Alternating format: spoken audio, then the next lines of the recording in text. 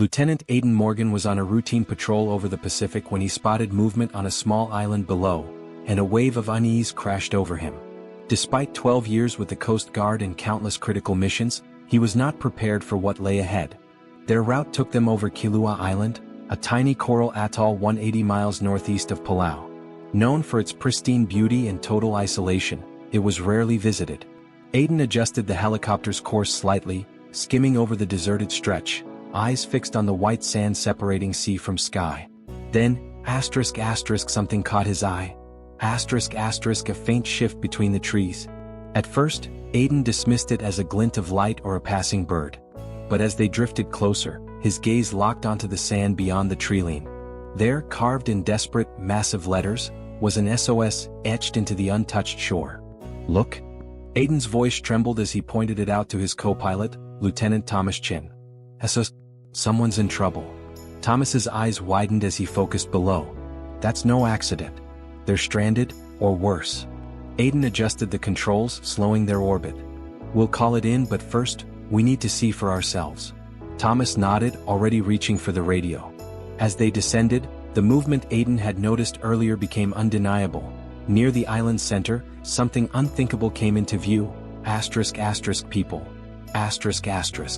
"My God, look." Aidan's heart pounded. "No one should be here. Kilauea's uninhabited." Closer now, his chest tightened. 3 figures waved frantically. Even from the air, their emaciated forms were clear. Their gestures screamed pure desperation. Aidan could feel their terror.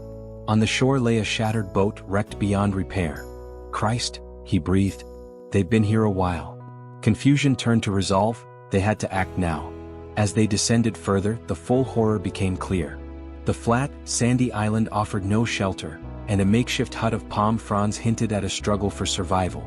"We get one shot," Aidan said, voice tight. "If we don't pull them out now, we may never get another." Even as he spoke, he glanced at the horizon, and his stomach dropped. The sky, calm just 30 minutes ago, was now dark, churning. Aidan knew the signs. A storm was coming. Thomas saw it too. "Aidan, bad weather, southwest. Moving fast."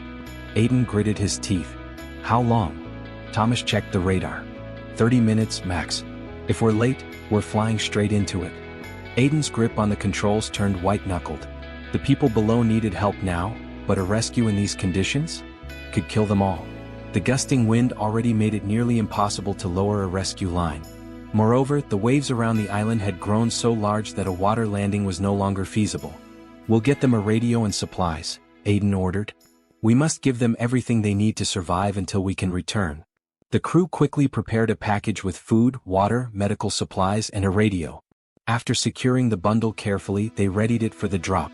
Hovering over a flat stretch of beach, Aidan stabilized the helicopter as the package landed near the stranded group. The 3 figures ran to it immediately.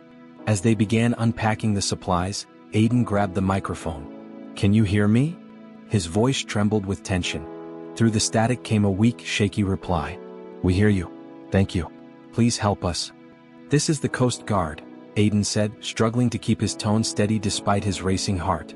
"We came to help, but a storm is moving in. We must return to base. I promise we'll come back once the weather clears." "Hold on, the pack contains food, water, and medical aid." A heavy silence followed, broken only by crackling interference. Then came a voice thick with desperation.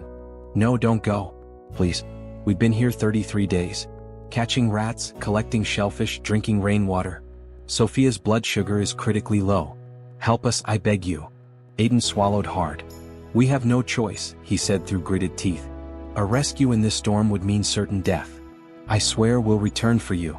The storm grew stronger. The helicopter shuddered under the wind's force. Aidan could see the stranded figures staggering in the lashing rain. The temperature had dropped sharply, and the air carried the electric charge of the approaching tempest. "Aidan, we have to go," Thomas urged, his voice edged with fear. "One more minute and visibility drops to 0. If we don't leave now, we won't make it." Aidan hesitated, unable to tear his gaze from the figures below clutching the supply pack. Finally, he turned the helicopter with a heavy heart.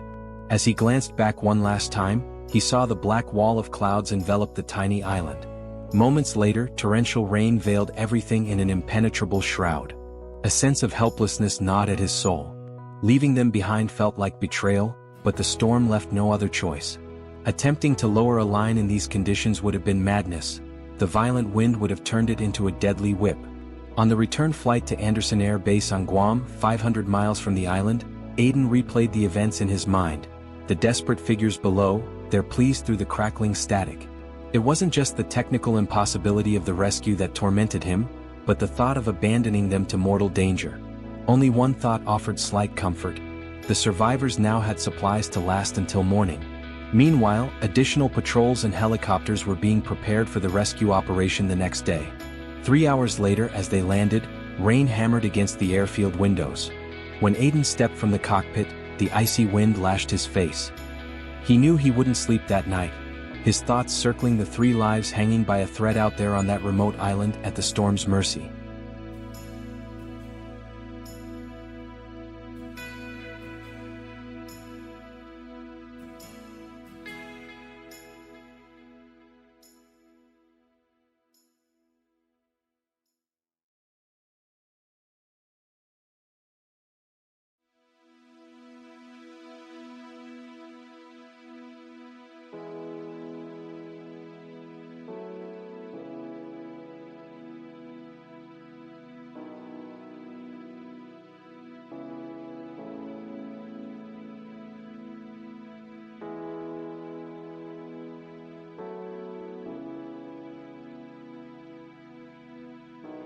The night stretched endlessly.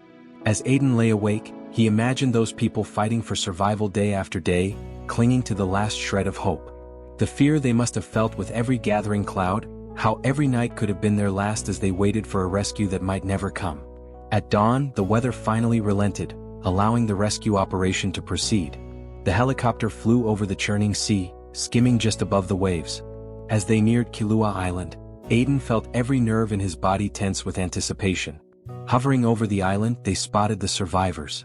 In the harsh morning light, their condition looked even worse. Pale, nearly translucent skin, sunken eyes, torn clothing. Aiden's heart clenched at the sight of Sophia, who could barely stand. The crew lowered the rescue basket. The first to be lifted was a man whose trembling hands barely managed to grip the harness. Once aboard, he gasped in shallow breaths, his whole body shaking. Sophia went next. Aiden held his breath as she struggled into the basket. They had to lower the line slower than usual. Every movement was agonizingly unsteady. Suspended in the air, she seemed weightless like a shadow. When she finally reached the deck, medics rushed to stabilize her. The last survivor nearly slipped. He swayed violently as they hoisted him up. Collapsing onto the helicopter floor, he blinked bloodshot eyes and whispered, "Thank you." The helicopter banked toward the coast immediately. Aiden stayed near the survivors as medics worked. Sophia was critical, her breathing shallow, her pulse weak. They administered glucose and monitored her vitals. The men lay on stretchers, sipping water in tiny gulps. One, his voice barely audible, rasped, "The storm? We burned all our fuel just staying alive. Then we just drifted. We thought it was the end." "It's over now," Aiden said firmly. "You'll be in a hospital soon." When the coastline appeared on the horizon, Aiden took his first deep breath since the mission began. The survivor's nightmare had finally ended. At the hospital, a medical team stood ready. As they transferred the survivors to gurneys, Aiden's gaze lingered on Sophia. Unconscious, but the doctors assured him she'd live. "It's a miracle they survived," one doctor muttered, shaking his head. Weeks passed as the survivors slowly recovered. Aiden visited them, piecing together their story. They'd set sail from Puluit to Pulap in a small boat, but a storm and engine failure left them adrift, washing ashore on Kilua, 125 miles off course. They'd survived through sheer will, building shelter from ocean debris and catching anything that moved. Every day was a battle. Every night could have been their last. When Sophia weakened, the men gave her their last scraps of food. Listening, Aiden felt deep respect for them. Their resilience in the face of despair moved him profoundly.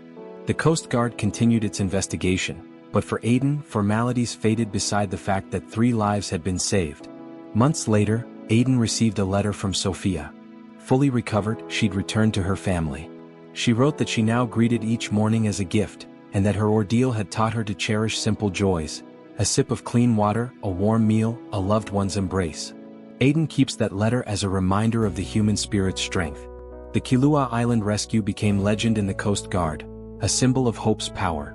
For Aiden, it remained a defining moment, cementing his commitment to saving those teetering on the edge of death.